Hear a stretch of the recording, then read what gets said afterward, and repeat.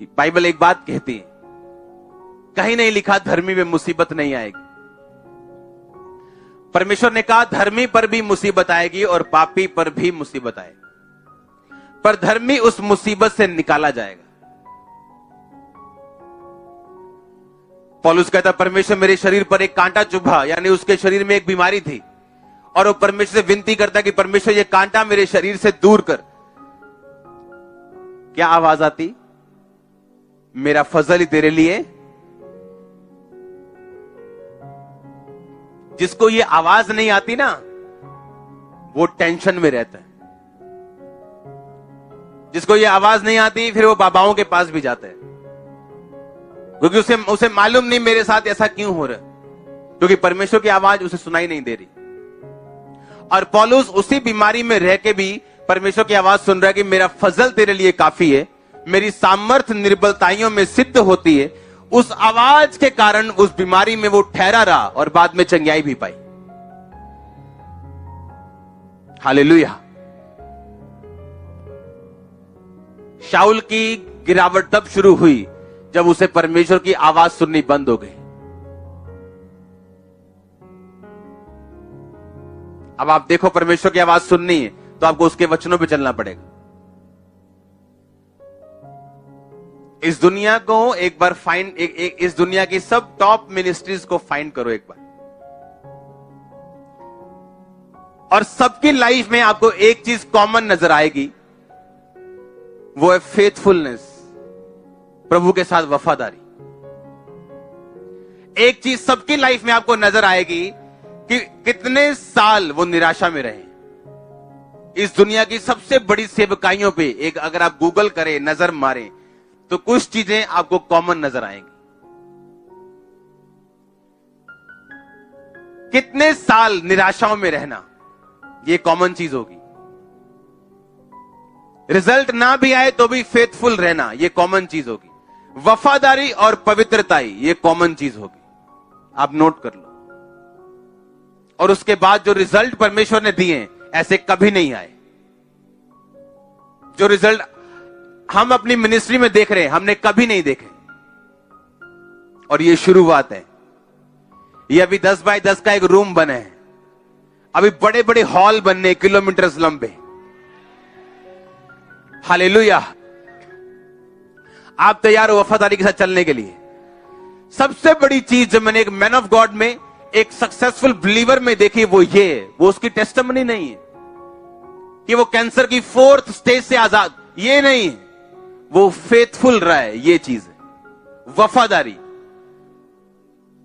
दुखों में भी, सुखों में भी, विरोध में भी, प्रशंसा में भी, फेथफुलनेस परमेश्वर के साथ, ओबीडियंस में रहना।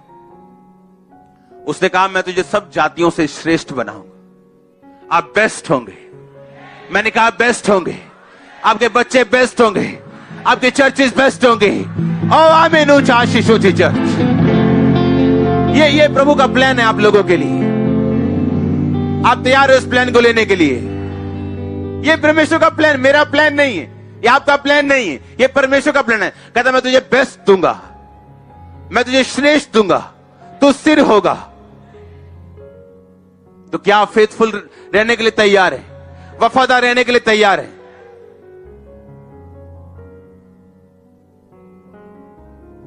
अभी यहां एक सांप आया ना, तो आपकी वफादारी सब पता चल जाएगी। हाँ,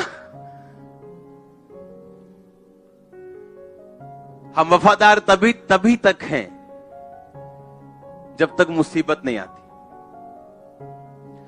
हम पवित्रताई में तभी तक हैं जब तक कोई मौका नहीं मिला, और हम तब तक चोर नहीं हैं जब तक कोई मौका नहीं मिला।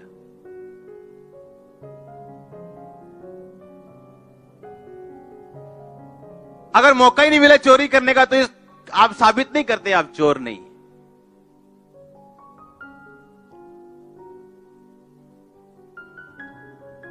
आज लोग तब तक पवित्रताई में है जब तक मौका नहीं मिला। जिस दिन मौका मिल गया मन मर्जी का, उस दिन खत्म है सब कुछ।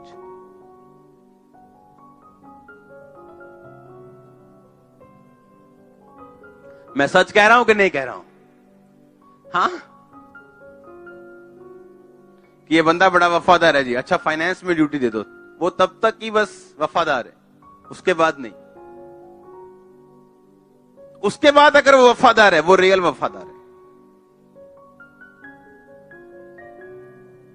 हाँ, बंदा बड़ा पवित्रताई में है, जब तक मौका नहीं मिला, उसको मौका देके देखो, अगर तब भी पवित्रताई में, तो वो रियल पवित्रताई है।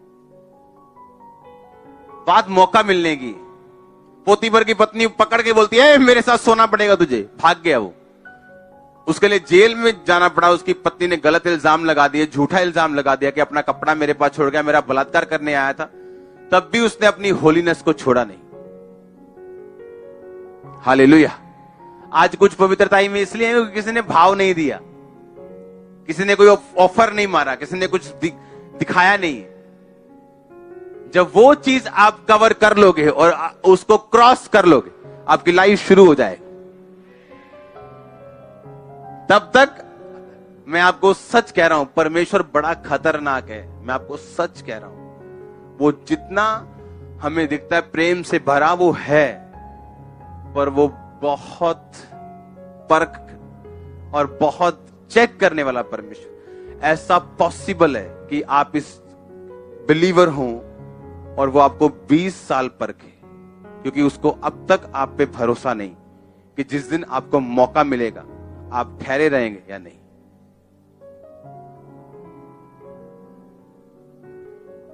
एक सेवक की कलीसिया हो गई 40-50 हजार, और उस अफ्रीका के उस इलाके की सबसे बड़ी चर्च है वो। उस शहर की पॉपुलेशन 60,000 है और उसकी चर्च में 35,000 लोग, पूरे शहर में 60,000 लोग। और वो एक दिन प्रभु से कह रहा है, प्रभु ये वाली चीज मैं मांग रहा हूं, तूने मुझे क्यों नहीं दी? परमेश्वर ने कहा, मैं अभी तक तुझे परख रहा हूं। कहता है, अभी तक मैं परखा जा रहा हूं, इतने दुख सहने के बाद, इतना काम करने के बाद, तो विश्वासियों का क्या हाल होगा? अगर मैं परखा जा रहा हूं तो विश्वासी कहां बैठे?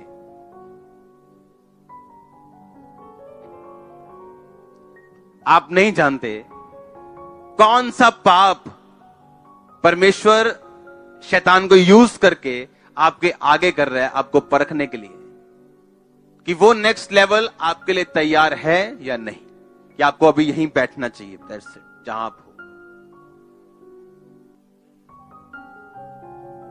और आपको मालूम नहीं कितने लोग फेल हो जाते हैं उस चैलेंज में।